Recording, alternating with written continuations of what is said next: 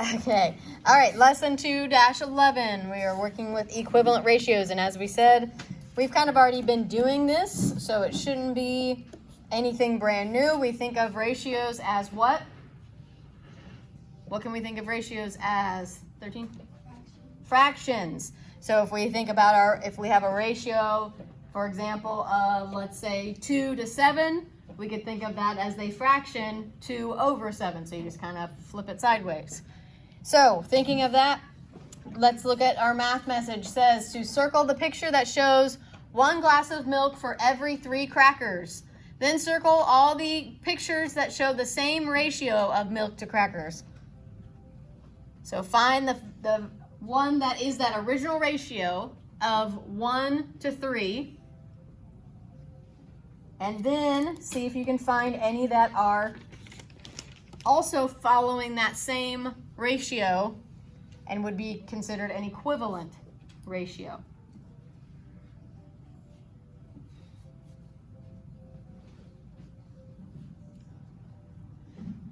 Three, what's the original ratio? Which letter? D, yes. So we should be circling letter D. And I'm going to write it as a fraction over top to remind myself that I can think of that ratio like a fraction. Now, which one could be equivalent to that? 15? A, very good. What would the fraction be if I wrote that one as a fraction? 2/3. Are there only 3 crackers though?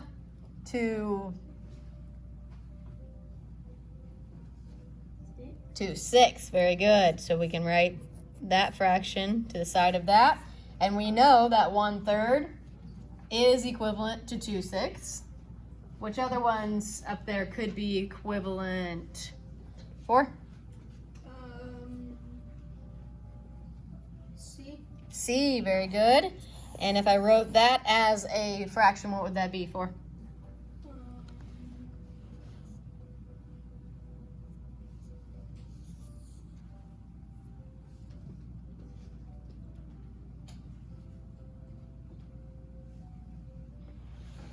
What's my numerator? How many glasses of milk do we have? 3. And what would be the crackers? 3/9. There you go. Any others up there? 10? G, very good. And what would that fraction be? 2/6 again, just in a different setup. Any others that could be equivalent up there? Remember our original fraction or original ratio is 1 to 3 or 1/3. So if we look at letter B, we would have, if we wrote letter B as a fraction, what would it be? 9? 2/8. Is that going to be equivalent to 1/3? Nope, so B is not correct. What about letter E? What would that be as a fraction? 5? 4/8. Is that equivalent to 1/3? Nope. What about letter F? What would that be as a fraction? 12? 3/7. Is that equivalent to 1/3? Nope. So we've got them all. Yeah. We've already been thinking this way, so it shouldn't be anything crazy or new. We've already kind of been thinking, we've already done a lot of equivalent fractions. Now we're just thinking of ratios kind of like fractions. So now let's slide down to number 2. We're going to use this picture here. We have a ruler, 1 foot equals 12 inches. So we need to fill in our blanks here. Ratio of inches to feet. What will that first blank be? 13? 12. 12 inches equals 1 foot. So what would be the next one? How many inches for 2 feet? 6? 24. Good. What about the next one? How many inches for 5 feet? 3? 60. Very good. And now we're going to work the other way. Now we have the amount of inches. How many feet does that give me? Would it be 11 or 12? No, 10? 10, very good. How many inches are in 1 foot? 12. So if we divide this by 12, we end up with 10 feet. Let's look at our measuring cup.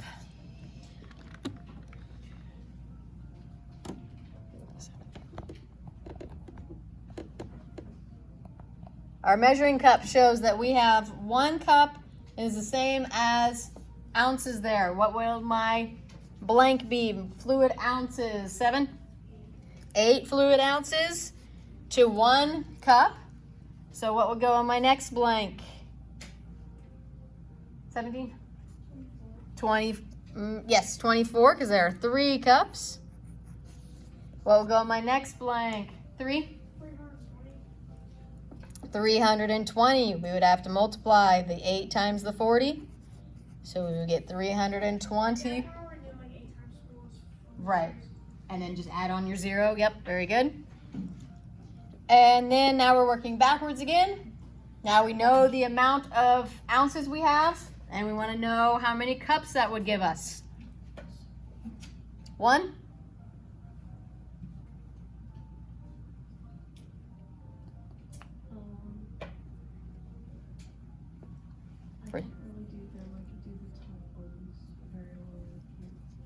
Try thinking, so if we are looking at what operation did we do here? If we knew that there were 3 cups, what did we do with that 8 to get to 24? We multiplied it. So now if we're working backwards, what should we be thinking of? Divided by 8. So what's 48 divided by 8?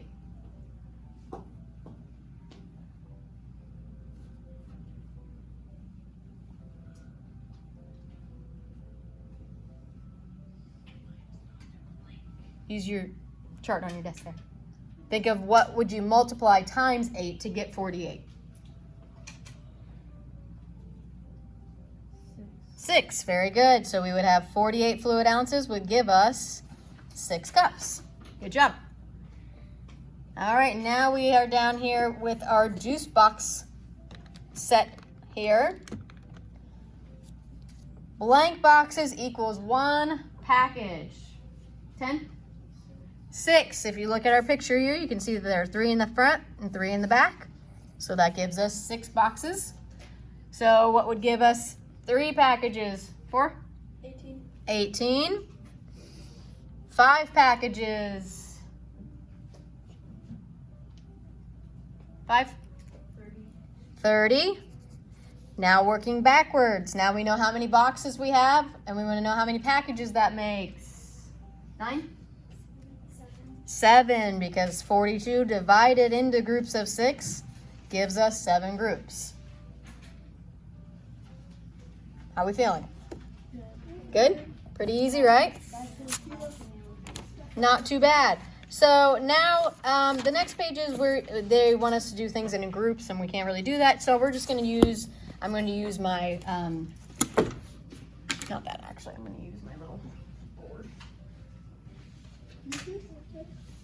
Going to use my little board here, and we're going to do what they call similar rectangles, working with similar rectangles, which is still the same thing. You're still thinking of the sides and the width, so the length and the width of the rectangles, and you're comparing the length and the width as if it was a ratio or a fraction. So if we look at a rectangle and we say, okay, this is a 3 and this is a 6, what would a rectangle be if it was similar or equivalent to that? What could I make this side and this side? If I think of it as my ratio, it would be 3 to 6, or if I think of it like a fraction, I would think 3 over 6.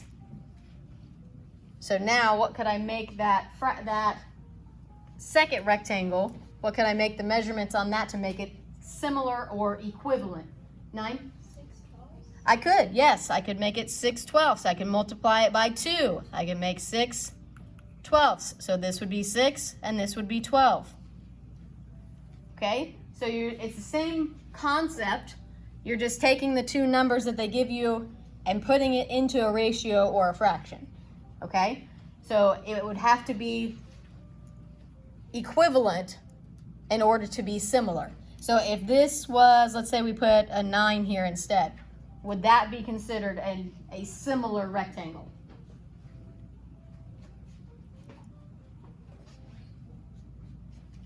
$70? No, because if I put this into a fraction, it would become 9/12, and that is not equivalent, right? Because I had to multiply 3 times 3 to get 9, but 6 times 2 to get 12. So that means they are not equivalent or not similar when we're talking about a shape. Yes? You could do 9/18. Right, I could make it 9. If it is 9 over here, then it would need to become 18 down there to make it stay equivalent or similar. Okay, so the word similar is basically the same thing as saying they're equivalent. Okay, make sense? Okay, so that's basically it. That's the lesson today. Working with equivalent ratios, thinking of them like fractions.